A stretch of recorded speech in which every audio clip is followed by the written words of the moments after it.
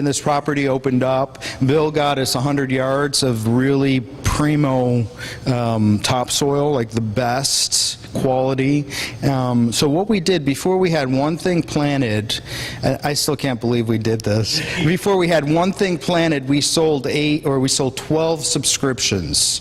We got 12 families to purchase 12 weeks of vegetables. They paid us $300. People barely knew me, and they gave this money for us. So that's how we started this, and it's 3 years later. I kind of look around, and the Lord's hand's really been on this project, because there's no way I could have done that myself. All the work, all the soil was brought in by hand. No machinery. We have a tiller now, but it's just been an amazing project. Since then, it's called Ladybug Farm. It's grown tremendously. It's probably grown threefold since we started. Most of the work is done by myself, so it's been a really interesting project. And the value of that is, and I'm going to talk a little bit about this later, our food supply in this country and around the world is really under assault. Most people, many people know about it. It's just what we're eating every day. What's made available to us is toxic, and it's laden with pesticides. It's genetically modified. It's shipped long distances, which destroys its nutritional value, etc. So one of the things, the way the Lord's working in this project is we're really providing nutritious food. It's always picked that day. You can never get anything fresher than what I provide. You're always getting something that's picked that day, and it's full of nutrients. It's all organically grown. Just a little bit right now about what's happening in the world with farming. Right now in the world, the average age of farmers is 65 years old. A lot of young people don't want to get in this field, and I think it's about to change. I think going forward, it's going to be the most sought after occupation. It's not going to be a low paying occupation anymore. It's going to be a very high paying occupation. Just to give you an idea, I don't know if anyone here is familiar with billionaire investor Jim Rogers. You can see him sometimes. Anyone? Yeah. No matter what the economy is doing, Jim Rogers is making money. And they interviewed him. I saw one of his interviews. And of all the things he could have said, well, they asked him in the interview, they said, Jim, what should young people be investing in? What should young people be studying? And what should people be investing in? And of all the things he could have said, he said farming. And he said invest in farmland. And he told the young people to become farmers, which blew me away. He could have said anything. And he said the farmers will be driving the Lamborghinis. So my message to y'all is, if you know any young people, you really want to encourage them to learn this, and it's a dying art. It's not dying anymore, but it's gone through a period of time where it's gone through decay. Let me just find my place here real quick.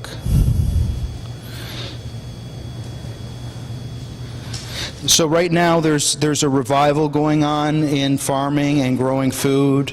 It's an art. Growing food is an art. The art is agricultural craftsmanship. You don't see it any longer. People don't know where their food comes from or how it's grown. I'm surprised that sometimes I give people a bunch of carrots and I'll leave the top on, the leafy top.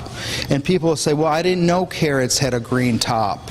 Or surprising, I didn't know onions grew underground. Or one of my customers thought that cauliflower somehow grew underground. Never before in history have we been so detached from our food supply. We don't know where it comes from. So anyway, my heart, the vision I have is for sustainable local agriculture. I see that the suburbs around Orlando, when the economy deteriorates, if and when, I see agriculture in vacant lots, in parking lots of malls and shopping centers. And just to give you an idea of the possibilities, just go on YouTube and search for urban agriculture in Havana, Cuba. Now, in Cuba, through political and economic reasons, they were forced to grow their own food. They had no other choice. So in the city of Havana, they grow 90% of their own fresh food. When you see these farms growing right in the city of Havana, it'll just blow your mind. And it's all organic. They don't use any chemicals. So right now they're growing 90% of their fresh food. Like I mentioned earlier, our food supply is under assault. The food we're eating lacks nutritional value. They say you have to eat 7 carrots today to equal a carrot that was grown 40 years ago to equal the nutritional value. Through farming practices that aren't in line with the will of God, we've really depleted our soil.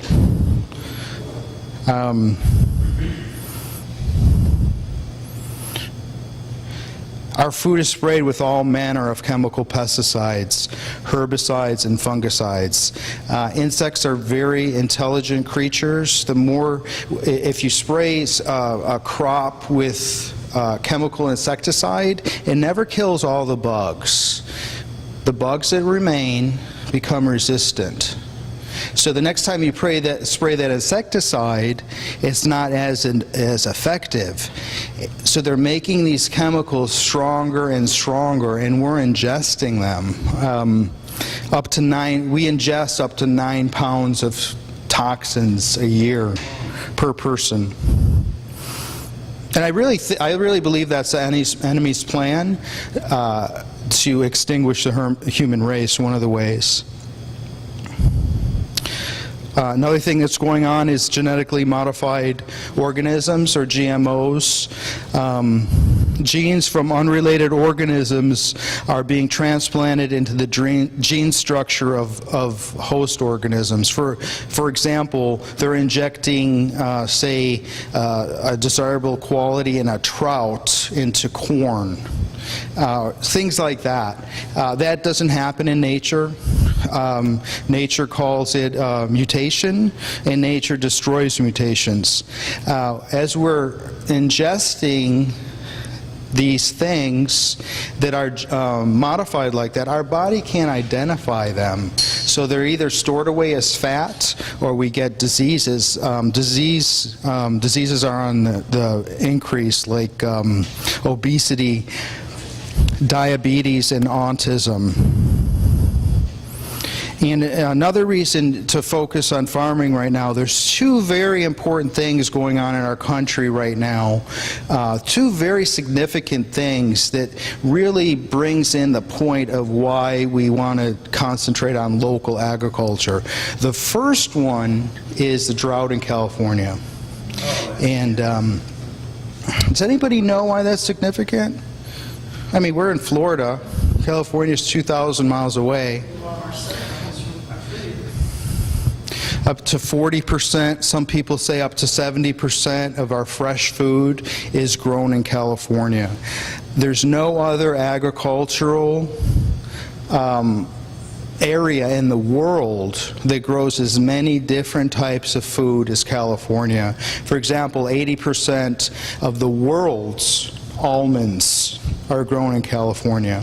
Every raisin you ever eat is grown in California. Some crops are exclusive just to California: broccoli, romaine lettuce, such like that. Right now, California is in severe drought. A drought they've never seen before, and they're looking at historical records, and they're saying that California is returning to what a more normal climate for them. So here we are growing all this food out there 2,000 miles away, and it's not going to be able to sustain that food anymore. The second point I want to bring out about why it's important for us to start concentrating on local agriculture is right now in the state of Florida, Florida's #1 industry, I believe, is citrus. It's a $7 billion industry in Florida. $7 billion. The commissioner of citrus in Florida said in 5 years, citrus will be gone from Florida because of a disease that has spread around the world. It's called citrus greening. In 5 years, they said citrus will be gone from Florida. Now, the significance of that is we've pursued agriculture in the wrong way in many ways.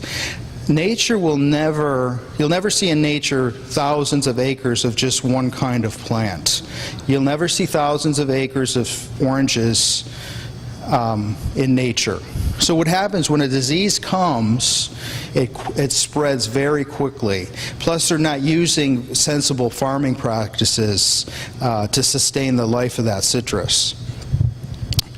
I hope I'm not stepping on anybody's toes here. I'm not here to offend anybody. When you plant one kind of crop, if you're in Iowa, you're going to see thousands of acres of corn. In Florida, you see thousands of acres of citrus. That's a monoculture. What's that? Yeah. You don't see that in nature. 50 years ago, the farms were very diverse. They grew a lot of different things. So if one crop failed, the farmer wasn't down and out because that might have only been 10% of his crop.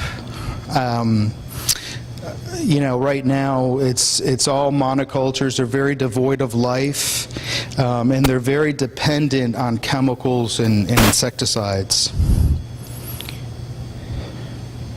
Let's find my place here. Anyway, I just wanted to give you a little bit of background information. Does anyone have any questions so far? What was the citrus? What is it? It's called, one of the names they give it is citrus greening. Greening, yep. It's not the scientific name. I can't pronounce that, but there's a lot of information about it. Do you think, if like we have a couple of citrus trees now, do you think, since we're doing organic, that would destroy ours? You might want to repeat that question. She's asking that if the greening is going to destroy the citrus she has in her yard. It's spread all over the world. It's now in Florida and Brazil. So I think it will come up here. There's a lot of people that think it can't be cured. I don't believe that. There's information out there that people are using organic techniques on it. They're remineralizing